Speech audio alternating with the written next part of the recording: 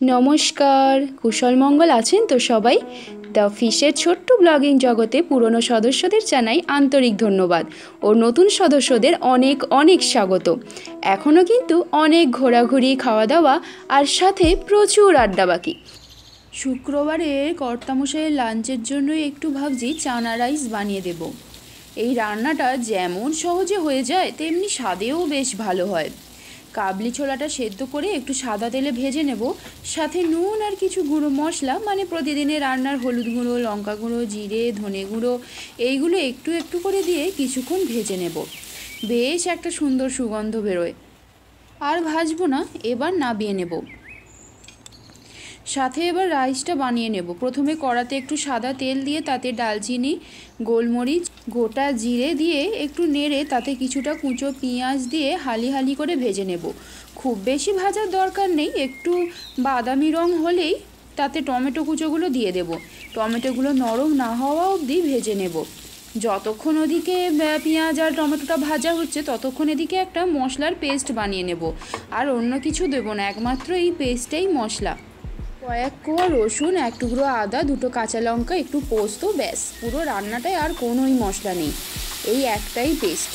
টমেটোগুলো নরম হয়ে গেলে তাতে পেস্টটা দিয়ে একটু কষিয়ে নেব। বেশ কিছুক্ষণ কষিয়ে মাখা মাখা করে তাতে ধুয়ে রাখা বাসমতি চালটা ছেঁকে দিয়ে দেব। বেশ কিছুক্ষণ একটু হালকা আঁচেতে কষিয়ে নেব।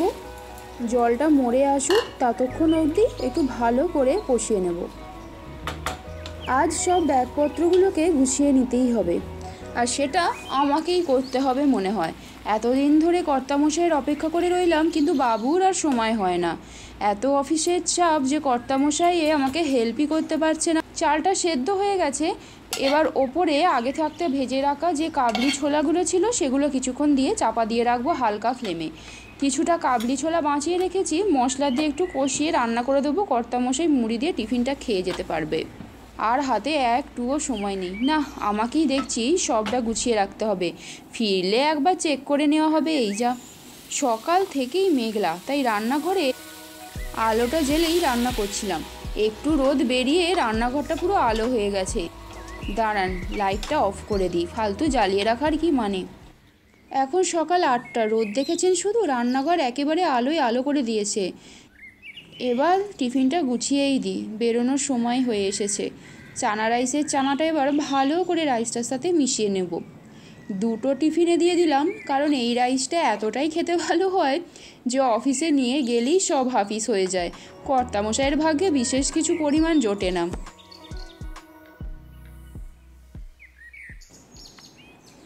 এখন 10টা বাজে। এতক্ষণে কর্তামশাই অফিসের মিটিং মিছিলে ব্যস্ত। এখানে আমার ঘরের কাজ কর্ম মিটিয়ে স্নান সেরে পুজো কমপ্লিট। ভাবছি এবারে বাড়ি থেকে একটু পুজোর জন্য গুড়ের বাতাসা আনবো। এখানে ওইসব বাতাসা টাতাসা কিছু পাওয়া যায় না, বড্ড অসুবিধে হয় জানেন। রোজ রোজ এই বাদাম চা খেয়ে খেয়ে ঠাকুরের দাঁতটাই মনে হয় ভেঙে গেল এতদিনে, যা শক্ত। আমিও এবার জলখাবারটা সেরে নিই, তারপরই ব্যাগ ট্যাগ গুছোতে বসবো, যা খিদে পেয়ে গেছে। খাওয়া শেষ, এবার ব্যাগ ট্যাগ নিয়ে বসেছি গুছোতে। ভাবছি আর কি ভুললাম। প্রত্যেকবার ছোটোখাটো কিছু না কিছু হলেও নিয়ে যেতে বা নিয়ে আসতে ভুলে ঠিক যাবই। এবারে বেশি কিছু নিয়ে যাব না, তবু বড় ট্রলিটাই নিচ্ছি, কারণ কটা জিনিস বাড়ি থেকে নিয়ে আসতে হবে। এই ধরুন একটা প্রেসার কুকার ছোট, একটা চাটু, একটু মশলা বড়ি, এই সমস্ত কিছু আর কি সাংসারিক জিনিস। ট্রলিটা মোটামুটি কমপ্লিট, এবার স্ন্যাক্সের ব্যাগটা গুছিয়ে নেব। কিছুটা ট্রেনে খাবো আর বাকিটা বাড়ির জন্য নিয়ে চলে যাব। এবারে খুব একটা বেশি সময় না পাওয়ায় কিছুই কেনা সম্ভব হয়নি। 2 প্যাকেট চিপস, মুরুক্কু, ছোলা ভাজা, একটু চকলেট, ব্যাস এইটুকুই। যাক, ব্যাগটা যা হোক করে গুছোনো মিটল। কর্তামশাই ফিরলে আর একবার দেখে নেওয়া হবে। এখনই 12টার মতো বেজে গেল। আমি আর একবার চেক করিনি, কিছু ভুলে গেলাম না তো। কর্তামশাইকে কবে থেকে বলছি দুটো ফুল প্যান্ট কেনার কথা। অনুষ্ঠানে বা ঘুরতে গেলে সেই অফিসে যাওয়ার প্যান্টগুলোকেই পরে নেয়। আজ অফিস থেকে ফিরতেই জোর করে নিয়ে চলে এলাম আইনক্সের মলেতে। বাড়ির কাছের মলটাতে ম্যাক্সটা সেরকম কালেকশন নেই, আর তাছাড়া আইনক্সের মধ্যে প্যান্টালুন্স বা ছেলেদের অন্যান্য সেকশনও রয়েছে। অন্যান্য শোরুমগুলো খুব ভালো ভালো কালেকশন রাখে ছেলেদের জন্য, তাই আইনক্সে আসা। যদিও আইনক্সে আর একটা কারণের জন্যই এসেছি, বাড়ি ফেরার আগে গাড়িটাকে কারোর একটা জিম্মায় দিয়ে যেতে হবে। তাই কর্তামশাইরই একটা অফিসের বন্ধুর বাড়িতে গ্যারেজে গাড়িটা রেখে যাওয়ার কথা হয়েছে। এখানে কাছেই বাড়ি, তাই শপিংয়ের কাজটাও মিটবে, আর গাড়িটাও রেখে ফেরার সময় একটা কিছু গাড়ি বুক করে চলে যাব। মলেতে সবথেকে বেশি যেটা আমার দৃষ্টি আকর্ষণ করেন তা কি জানেন? বাচ্চাদের সেকশনটা।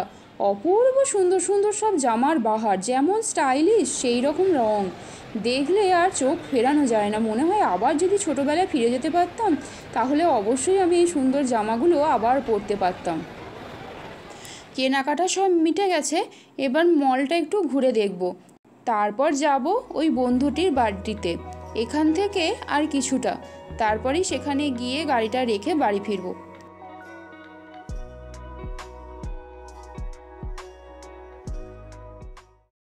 এই যে চলে এসেছি বন্ধুটির বাড়িতে। গাড়ি ফাড়ি সব পার্ক করে রেখে দিয়ে বন্ধুকে গাড়ির দায়িত্ব দিয়ে আমরা বাড়ি ফেরার জন্য একটা গাড়ি বুক করে দাঁড়িয়ে আছি।